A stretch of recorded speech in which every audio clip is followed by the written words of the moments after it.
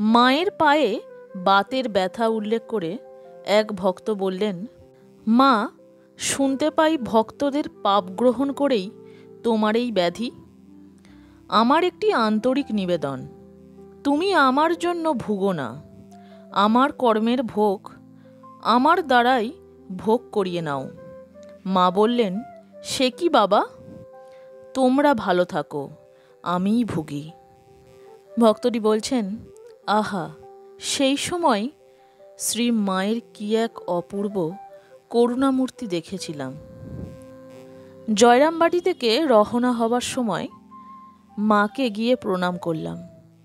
তিনি আমার মাথায় জপ করিয়া দিলেন এবং স্নেহ ভরে বলিলেন, আহা, এদের ইচ্ছে আমার কাছে থাকে, কিন্তু কি করবে, সংসারের অনেক কাজ করতে হয়।